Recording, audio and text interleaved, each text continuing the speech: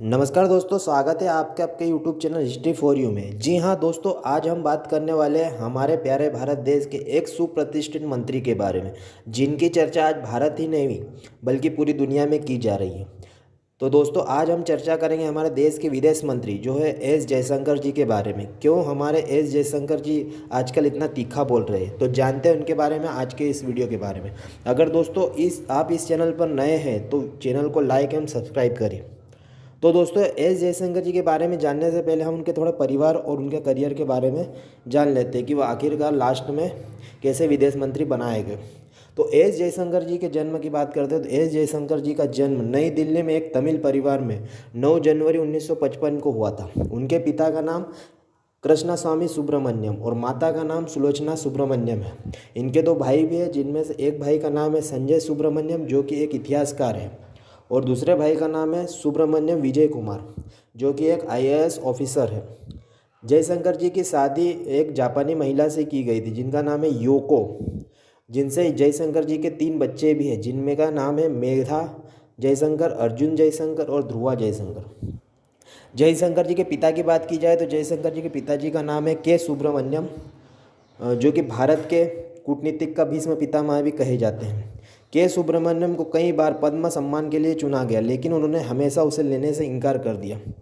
उनका कहना था कि ब्यूरोक्रेट्स और पत्रकार को सरकार से कोई सम्मान लेने से बचना चाहिए। लेकिन आपको बता दें कि 2019 में उनके बेटे एस जयशंकर को पद्मश्री से सम्मानित किया गया है। मोदी कैबिनेट में एस जयशंकर जी की जो पारिवारिक पृष्ठभूमि है वह किसी भी मंत्री की नहीं है। भारत के विदेश मंत्री एस जयशंकर जी जाने माने स्कॉलर परिवार से है। उनके पिताजी के सुब्रमण्यम देश के जाने माने कूटनीतिक थे। के सुब्रमण्यम की बात की जाए तो उनके पिताजी 1951 में आईएएस बैच के टॉपर थे। उन्हें के एस के नाम से भी जाना जाता है और सुब्बू नाम से भी जाना जाते हैं। के एस को भारत के न्यूक्लियर डॉक्ट्रिन का शिल्पकार माना जाता है। न्यूक्लियर डॉक्ट्रिन का बता देता हूँ मैं आपको। न्यूक्लियर डॉक्ट्रिन का मतलब होता है कि जिस देश के पास परमाणु हथियार है वह उसका इस्तेमाल पहले नहीं करेगा, किंतु अगर किसी देश ने उन पर परमाणु हमला किया तो वह भी उन पर परमाणु हथियार चला देगा। इसी का मतलब होता है न्यूक्लियर डॉक्ट्रिन। केएस की और बात की जाए तो केएस जी ने होमी जहांगीर बाबा के साथ भी काम किया है। 1962 से 1966 तक भारत के रक्षा मंत्री रहे वाई चौहान थे और वह भी केएस पर काफ़ी भरोसा करते थे। यह वही दौर था दोस्तों जब भारत पर चीन ने 1962 में और पाकिस्तान ने 1965 में हमला किया था। जब 1999 में पाकिस्तान के साथ कारगिल युद्ध हुआ तो उस युद्ध की समीक्षा के लिए अटल बिहारी वाजपेयी ने केएस को एक कारगिल युद्ध की समीक्षा के लिए बनाई गई समिति का अध्यक्ष बनाया था। ये तो हो गई एस जयशंकर जी के पिताजी की बात। अब बात करते हैं हमारे विदेश मंत्री एस जयशंकर जी के बारे में। जैसा कि हम सभी जानते हैं मोदी जी एस जयशंकर जी पर कितना भरोसा करते हैं। वैसे एस जयशंकर की पहचान एक तेज तर्रार डिप्लोमेट्स की रही है। नरेंद्र मोदी जब 2014 में पहली बार भारत के प्रधानमंत्री चुने गए तो उस समय एस जयशंकर जी अमेरिका में भारत के राजदूत थे। वैसे तो नरेंद्र मोदी के पहले कार्यकाल में सुषमा स्वराज विदेश मंत्री बनाई गई थी। जब नरेंद्र मोदी जी गुजरात के मुख्यमंत्री थे तो 2005 में अमेरिका ने उन्हें वीज़ा देने से इनकार कर दिया था, लेकिन नरेंद्र मोदी जी के प्रधानमंत्री बनने के बाद अमेरिका ने मोदी जी का स्वागत किया था। प्रधानमंत्री बनने के बाद मोदी जी ने सितंबर 2014 में अमेरिका का पहला दौरा किया था। तब जयशंकर जी अमेरिका में ही भारत के राजदूत थे। कहा जाता है कि एस जयशंकर जी ने जिस तरह से मोदी के दौरे की प्लानिंग की थी उससे प्रधानमंत्री जी काफ़ी प्रभावित थे। उस समय के अमेरिकी राष्ट्रपति बराक ओबामा ने 2015 में 26 जनवरी को भारत का दौरा किया था। इसमें भी एस जयशंकर जी की बड़ी भूमिका मानी जाती है।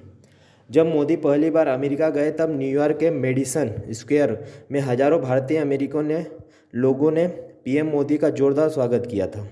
उस समय मोदी को सुनने के लिए पूरा स्टेडियम भरा हुआ था। मोदी के इस दौरे को काफ़ी सफल माना जाता है।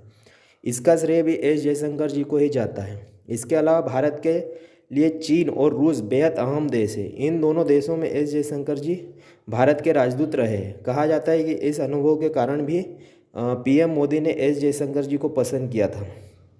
2015 में 31 जनवरी को जयशंकर जी का अमेरिकी राजदूत के रूप में कार्यकाल खत्म हो रहा था। उससे पहले सुजाता सिंह को हटाकर जयशंकर जी को विदेश सचिव बना दिया गया था। तब विदेश सचिव के तौर पर सुजाता सिंह का कार्यकाल 7 महीने बचा हुआ था। कहा जाता है कि यूपीए की, जो कि कांग्रेस की दूसरी बार की सरकार थी, जब मनमोहन सिंह प्रधानमंत्री थे, तो मनमोहन सिंह के दूसरे कार्यकाल में भी मनमोहन सिंह जयशंकर जी को विदेश सचिव बनाना चाहते थे, लेकिन सुजाता सिंह को वरिष्ठता, सीनियर देखते हुए और महिला होने के कारण प्राथमिकता दी गई थी। वैसे विदेश सचिव का कार्यकाल 2 साल का होता है, लेकिन जयशंकर जी मोदी सरकार में पहले विदेश सचिव रहने के बाद मई 2018 में टाटा सन्स प्राइवेट लिमिटेड में ग्लोबल कॉरपोरेट अफेयर्स के अध्यक्ष बने थे। उसके बाद 2019 का समय आया और आम चुनाव हुए, तब नरेंद्र मोदी के नेतृत्व में एक बार फिर से बीजेपी की सरकार ने प्रचंड बहुमत प्राप्त किया था। मोदी के दूसरे कार्यकाल में कैबिनेट मंत्रियों की लिस्ट सामने आई। सुषमा स्वराज जी इस लिस्ट में नहीं थी, क्योंकि उनकी तबीयत का ठीक नहीं होने के कारण उन्हें इस लिस्ट से हटा दिया गया था। फिर सवाल उठने लगे कि इस बार विदेश मंत्री कौन बनाया जाएगा। जब एस जयशंकर जी ने मंत्री पद की शपथ ली, तब जाके सभी को स्पष्ट हो चुका था कि मोदी के दूसरे कार्यकाल में विदेश मंत्री की जिम्मेदारी एस जयशंकर जी ही संभालेंगे। वैसे एस जयशंकर जी के बारे में बात करते, एस जयशंकर जी संसद में गुजरात की तरफ से राज्यसभा के सदस्य हैं। अभी यूक्रेन और रूस के युद्ध के बाद एस जयशंकर जी के तेवर की विदेश मंत्री के रूप में काफ़ी चर्चा हो रही है। पिछले महीने 11 अप्रैल को विदेश मंत्री एस जयशंकर जी और रक्षा मंत्री राजनाथ सिंह 2+2 वार्ता के लिए अमेरिका गए थे। इस वार्ता के बाद अमेरिकी विदेश मंत्री एंटनी ब्लिंकन और रक्षा मंत्री लॉयड ऑस्टिन के साथ भारतीय विदेश मंत्री एस जयशंकर और रक्षा मंत्री राजनाथ सिंह ने प्रेस कॉन्फ्रेंस की। प्रेस कॉन्फ्रेंस में एक पत्रकार ने रूस से भारत के तेल खरीदने पर सवाल पूछा, तो जयशंकर जी ने 2 टूक जवाब देते हुए कहा कि भारत रूस से जितना तेल 1 महीने में खरीदता है, उससे तो ज़्यादा यूरोप 1 दोपहर में खरीद लेता है। इस जवाब की चर्चा दुनिया भर की मीडिया में हुई। जयशंकर जी यहीं नहीं रुके। इसी प्रेस कॉन्फ्रेंस में अमेरिकी विदेश मंत्री ने कहा था कि भारत में मानवाधिकारों की अमेरिका पर उन पर नज़र है। ब्लिंकन की इस टिप्पणी पर वाशिंगटन में ही भारतीय पत्रकारों ने एस जयशंकर जी से जवाब मांगा, तो उन्होंने 2 टूक कहा, जिस तरह से अमेरिका भारत में मानवाधिकारों को लेकर अपनी राय रखता है, उसी तरह से भारत भी अमेरिका में मानवाधिकारों के उल्लंघन को लेकर अपना विचार रखता है। वैसे जयशंकर जी की इस टिप्पणी को काफ़ी सख्त माना जाता है। पहली बार यह हुआ कि भारतीय विदेश मंत्री ने अमेरिका को उसी की धरती पर आईना दिखाया था। भारत पर यूरोप दबाव डाल रहा था कि वह यूक्रेन पर रूस के हमले का विरोध करे। इस पर दिल्ली में रायसीना डायलॉग में एक बार फिर एस जयशंकर ने सख्त जवाब दिया। उन्होंने कहा कि याद कीजिए कि अफ़गानिस्तान में क्या हुआ था, यहाँ की पूरी सिविल सोसाइटी का दुनिया ने छोड़ दिया था। इस जवाब ने सभी को चौंका दिया था। हमारे विदेश मंत्री देश के बारे में क्या सोचते हैं, आइए इस पर एक नज़र डालते हैं। 2020 में जयशंकर जी की एक पुस्तक आई जिसका नाम था the India way. The India way किताब में उन्होंने कहा कि 3 चीज़ों ने भारत की विदेश नीति को नकारात्मक रूप से प्रभावित किया है। उन्होंने 3 बिंदु बताए, जिनमें पहला बिंदु था देश का विभाजन।